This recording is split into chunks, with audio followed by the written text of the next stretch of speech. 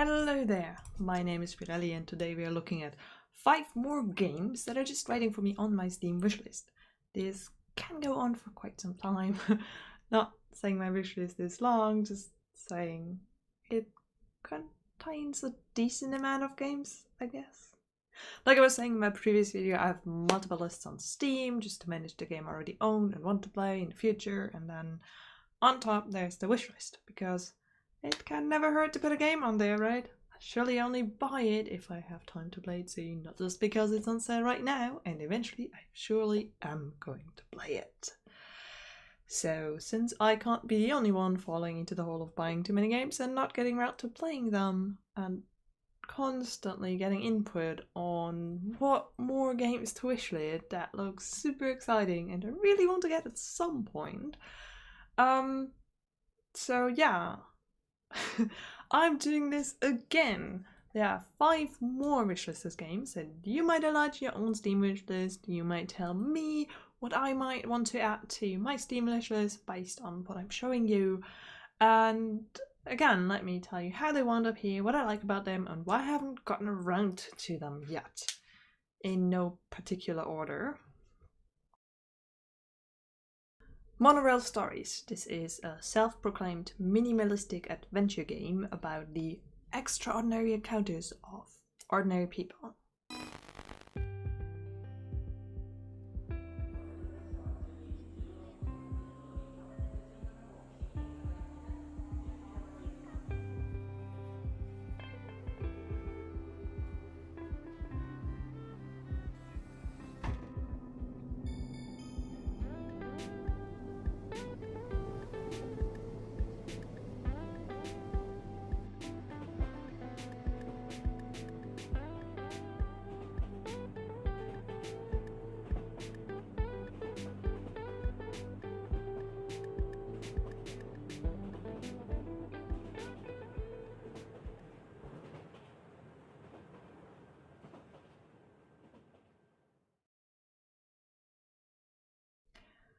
Monorail Stories has a really relaxing vibe to it, while also offering the option to explore.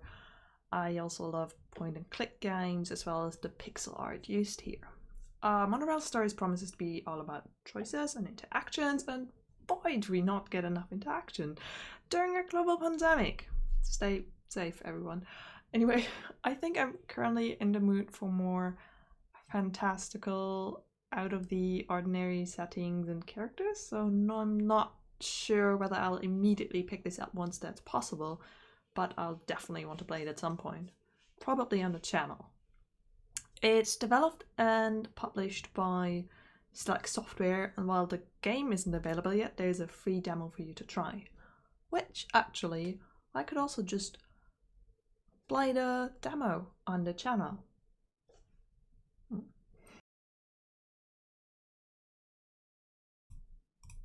Yes, Your Grace. This is a game in which you are, yes, Your Grace, the ruler of the kingdom, faced with many tough decisions and limited resources, as well as a lot of responsibility. Just look at it.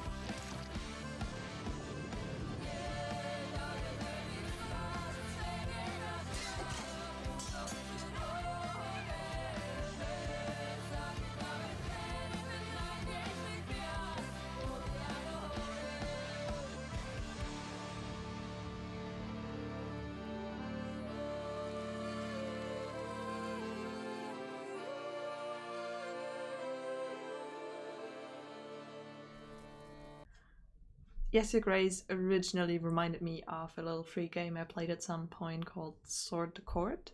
The basic premise being that you have to make decisions for the folks coming to you for resources and wise advice. This game takes that a step further having you play out more than just the decision making itself in a war-torn country. I just know I'll be terrible at this, as I always want to help everybody, and also I'm way too easily fooled by people with bad intentions. But then again, hey, this gives me the chance to help everybody. I mean, I can be whatever ruler pleases me. I can be royal. What's holding me back? I wish I knew, because my fingers tingle to just get it and get started right now. I can't. I have a lot of games. But yeah. Yes, Your Grace is developed by Brave at Night and published by No More Robots. And No More Robots also published Not Tonight, which is a post-Brexit life sim, which I absolutely loved. I played that on the Switch and it worked so well on the Switch. Basically, it's kind of like Papers, Please, in that you have to work this job as a bouncer, checking IDs, tickets, and so on. There's a whole backstory going on, and yeah, the whole post-Brexit thing is kind of messed up and kind of funny. Moving on. Signs of Sojourner? Signs of Sojourner? Wow. Wait. Signs of a Sojourner. I had to look that up, but here I am. Signs of a Sojourner is a card game, I don't know, deck builder of sorts maybe? Which, you know, I love. In this one, your cards are used to communicate. Learn and grow through the cards you play is what they promise. And how does that work?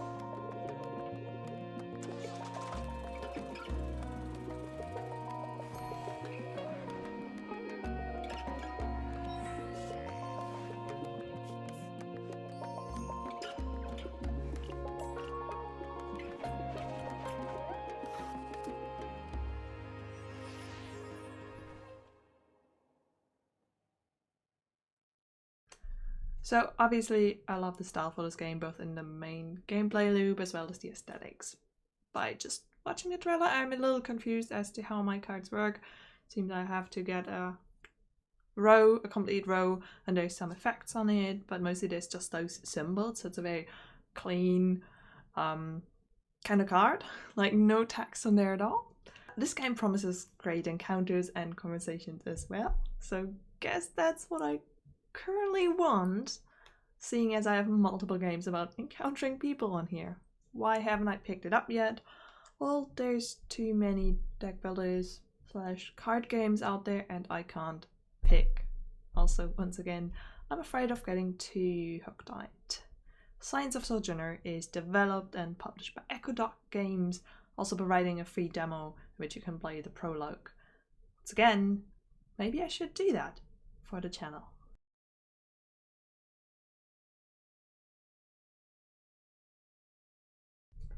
The Dungeon Beneath. This is a tactical roguelike auto-battler.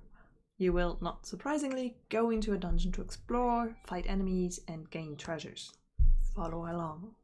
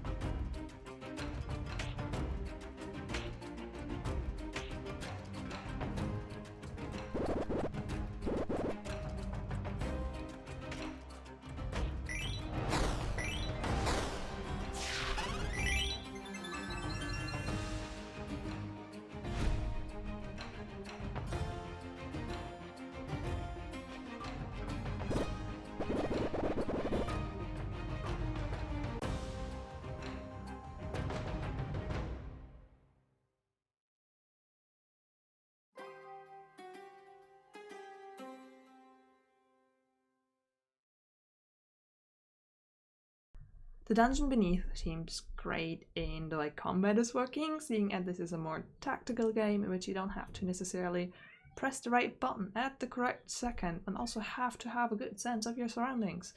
I think the last game I played, which had, for me, and by the reputation of it, for a lot of people as well, taxing battles, was Dark Souls.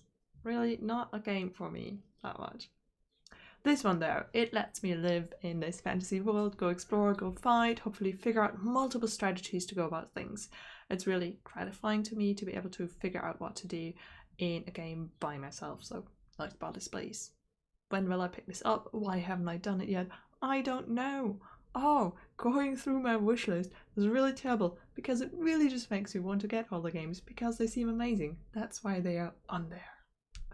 The Dungeon Beneath is developed and published by Puzzle Box Games. I couldn't find any other games they have, but I mean, gotta start somewhere, and this seems like an amazing start.